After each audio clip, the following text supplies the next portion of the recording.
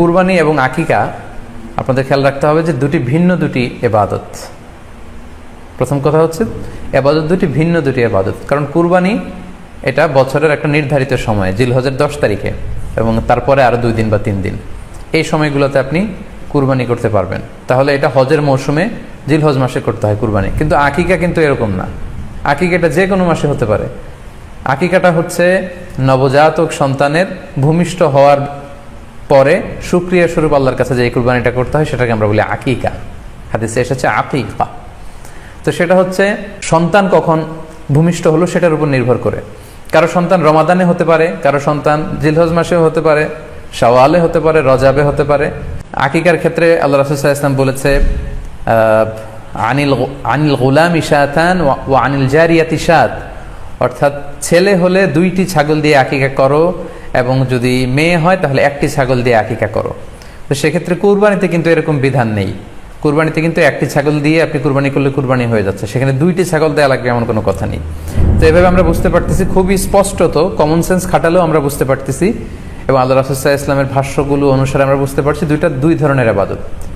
যদিও এই 2 ইবাদতে কিছুটা মিল আছে, কিন্তু 2 সময়ের ইবাদত, 2 আলাদা, 2 উপলক্ষ, 2টার আলাদা নির্ধারিত সময় রয়েছে।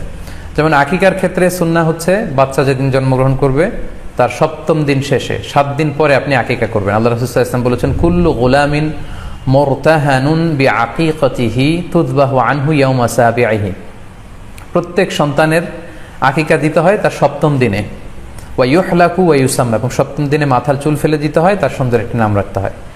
তাহলে আকিকার বিধান হচ্ছে সম্মানিত সুধী সন্তান জন্মগ্রহণ করার 7 দিন পরে। আমরা বুঝতে পারলাম আল্লাহ রাসূল সাল্লাল্লাহু আলাইহি ওয়াসাল্লামের ভাষ্য অনুযায়ী, কথা অনুযায়ী, কওল অনুযায়ী।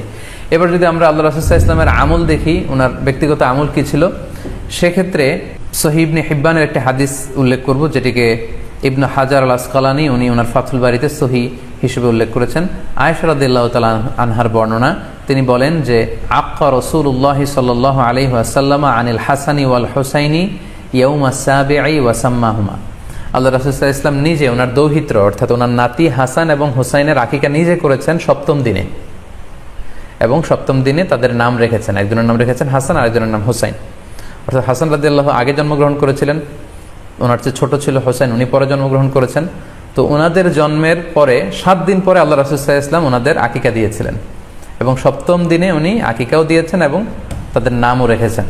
তাহলে আল্লাহ রাসূল সাল্লাল্লাহু আলাইহি ওয়াসাল্লামের কওলি হাদিস, ওনার ভাষ্য মতে আমরা জানলাম উনি বলেছেন 7ম দিনে আকিকা দিতে হয়, এবং ওনার ব্যক্তিগত আমল থেকে আমরা জানতে পারলাম যে উনি ওনার 2 নাতির আকিকা দিয়েছেন 7ম দিনে এবং নাম রেখেছেন। তাহলে এ থেকে আমরা সুস্পষ্ট বুঝতে পারি যে আকিকা দিতে হয় সন্তান জন্মগ্রহণ করার 7 দিন পর, 7ম দিনে। যদিও তবারানিতে আরেকটি হাদিস এসেছে যেখানে বলা হয়েছে যে আকিকা 7ম দিনেও দেয়া যায়, 14তম দিনে দেয়া যায়, 21তম দিনে দেয়া যায়। যদি 7ম দিনে কেউ দিতে না পারে কোনো কারণে, তাহলে 14তম দিন, না পারলে 21তম দিন। তাহলে সুস্পষ্টভাবে উল্লেখ আছে যে আকিকার সময়সীমা 7ম দিনের কথা আমাদেরকে বলা হয়েছে। তো সেক্ষেত্রে আপনার সন্তান জন্মগ্রহণ করলে আপনি শুকরিয়া স্বরূপ আত্মীয় স্বজনকে খাওয়াবেন, আকিকার গোশত নিজেরাও খাবেন। তো এটা যদি আপনি কুরবানির জন্য রেখে দেন, তাহলে তো সন্তান দুনিয়াতে আসার এই আনন্দটা থাকে না। একজন যখন সন্তান পায়, সে কেমন যেন আকাশের চাঁদ হাতে পায়। তো তখন তার 7 দিনের মধ্যে যে আনন্দটা থাকে, ওই দিন তার নাম রাখা হবে, আত্মীয় স্বজনরা আসবে, বাচ্চাকে দেখবে, দোয়া করবে, তখন আকিকা করে গোশত নিজে খাবেন, আত্মীয়দের খাওয়াবেন, পাড়া প্রতিবেশীদেরকে দিবেন। এটা হচ্ছে সন্তান ভূমিষ্ঠ হওয়ার উপলক্ষকে কেন্দ্র করে এই আকিকা। সো এটাকে কুরবানির সাথে মিক্স আপ করার কোনোই প্রয়োজন নেই, এবং এক্ষেত্রে সুস্পষ্ট গাইডলাইন হচ্ছে যে 7ম দিনে আকিকাটা দিতে হয়। সো আমরা যেন 7ম দিনে আকিকাটা দেই।